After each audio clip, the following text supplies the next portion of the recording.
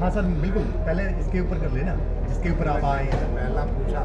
चलिए ठीक है। बजट में इस बार बजट में खेतीबाड़ी और खास तौर पे जो पशुपालन है उसके ऊपर कुछ भी खास तौर पे रखा नहीं गया। क्या लगता है इसके पीछे कारण क्या रहा है? केंद्र क्या पंजाब को नहीं समझता या सहायक धंधे हिंदी या इंग्लिश बोलेंगे तो आपको जवाब देखो, ये बजट में खेतीबाड़ी में कुछ रखा नहीं है ऐसा कहना, ये या तो जानबूझकर हमारे सामने सवाल खड़ा करने की मसला है या तो नासमझी में। दोनों का जवाब ये है कि ये तो वॉट एंड अकाउंट है, बजट नहीं है भाई। ये तो अभी तो सरकार का कार्यकाल समाप्त हुआ, अभी जुलाई में आएगी सरकार, यही सरकार बजट लेके आएगी। वो बजट जब हम पेश करें तब हमको पूछना कि क्या रखा है और क्या नहीं रखा है।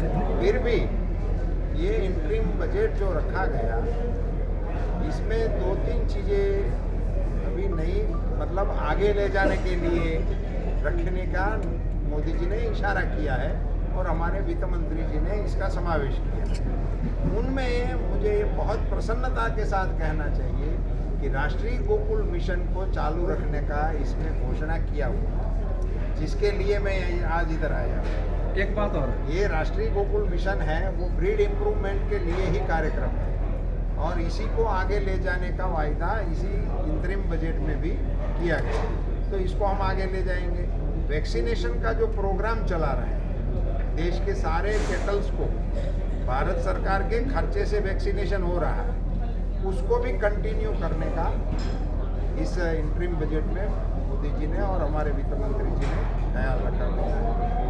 और तीसरा सबसे बड़ा स्टेप इसमें ये आया कि हमारे जो आयुष्मान कार्ड थे, जो हमारे गरीब लोगों को 5 लाख रुपये का मेडिकल सहाय देने का कार्यक्रम चला रहे हैं, उसमें पूरे देश के आशा वर्कर्स और आंगनवाड़ी वर्कर्स जो थे उनको बाय डेजिग्नेशन इनको इसमें आमेज कर दिया, उनके लिए उसको एक्सटेंड कर दिया। और भी कई चीज़ें हैं, मगर ये इंटरिम बजट होने की वजह से इसको एक बजट की तरह आप लोगों को नहीं देखना चाहिए। ये तो अभी जुलाई तक का खर्चा जो होता है वास्तव में ज़रूरी जो होता है, उसी को मंजूरी देने का काम है। एक बात और है, आपने बात की है भाई जो दलजीत सिंह ने बताया भी वो काम करने की कोशिश करेंगे। एक जो देसी गाय हैं उसका अच्छा ब्रीडिंग बढ़िया हो रहा है, जो देसी गाय है उसका ब्रीडिंग के बढ़ाने के लिए क्या करेगा?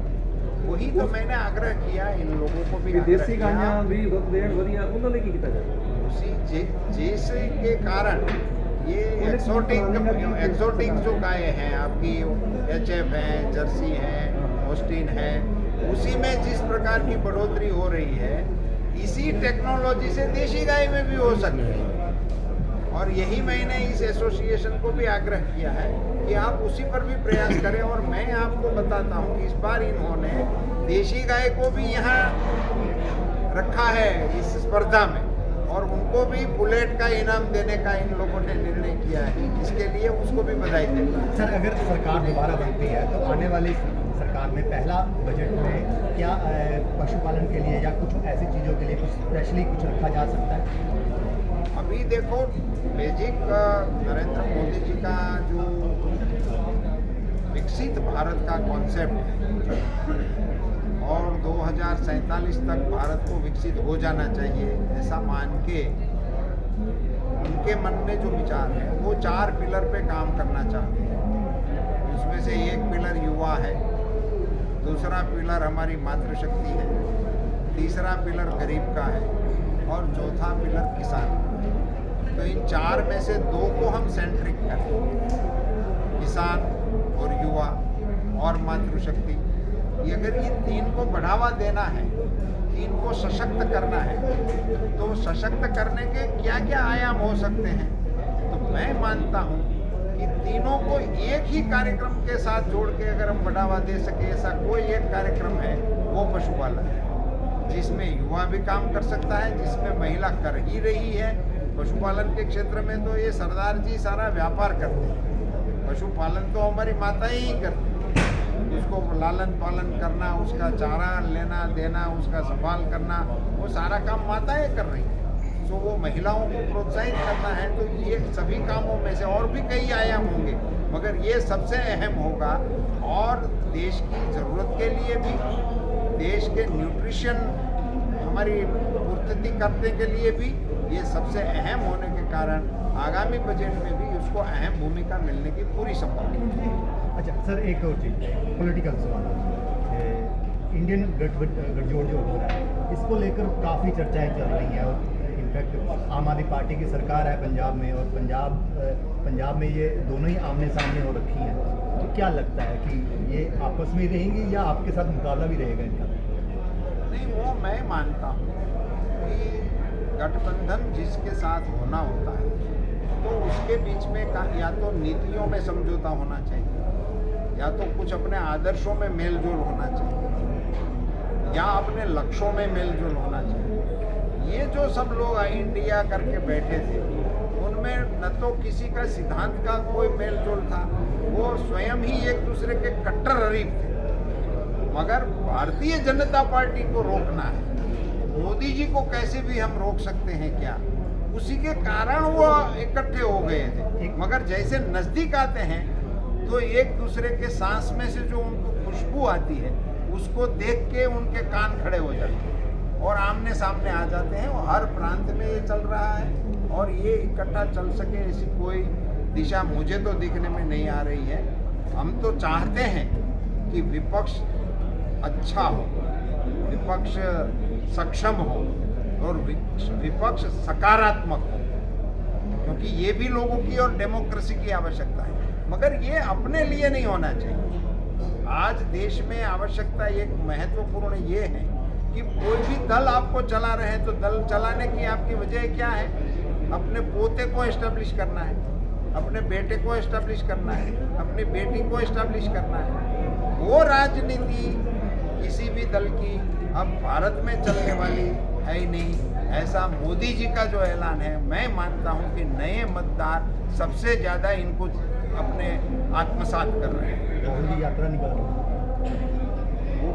जरूर यात्रा निकाले, मगर कल या परसों इनके कर्नाटका के एक वरिष्ठ नेता और सांसद ने बयान दिया, आप सब लोगों ने शायद देखा सुना होगा, कि हमें अलग भारत करना होगा।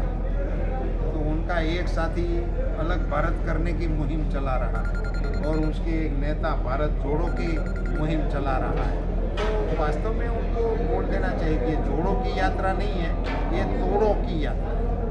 आम आदमी पार्टी सरकार पंजाब में काफ़ी दावे कर रही हैं कि जो भी चल रहा है आम आदमी पार्टी ने किया और पहली बार किया है, जबकि आपका गठजोड़ अकाली दल के साथ रहा है, काफ़ी समय रहा है और काफ़ी बार आप सरकार भी बना चुके हैं, तब आपकी तरफ से कुछ भी नहीं हुआ। ये आपकी अगर आप पार्टी की अगर सबसे अच्छी पकड़ किसी चीज़ में है तो मैं मानता हूँ कि झूठ को कैसे अच्छी तरह से परोसा जा सके, उसमें अगर किसी की मास्टरी है तो उसी में उनकी मास्टरी है। तो वो तो उनका काम है और अभी शायद सभी लोगों को पता लग रहा है।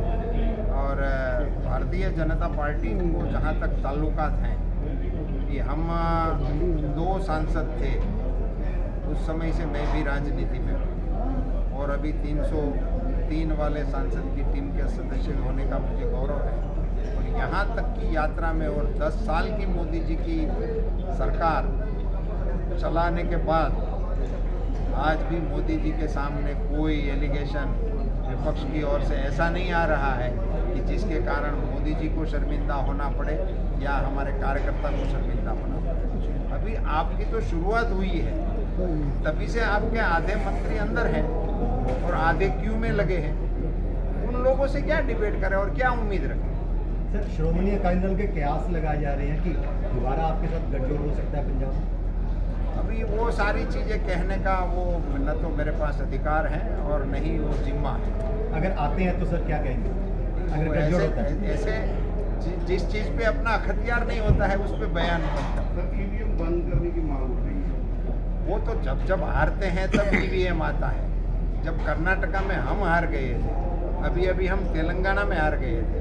आप तो पत्रकार हैं, आप जहाँ जहाँ भाजपा हारा है उस समय के न्यूज़ निकालना, उसमें आएगा उनके नेता के कामों की वजह से वहाँ की जनता ने इसको जिता दिया। और जब जब वो हार जाते हैं तो बेचारे मशीन के पे ठीक रहा। ये तो बहुत पुराना कार्यक्रम हो गया। धन्यवाद। कहने के मतलब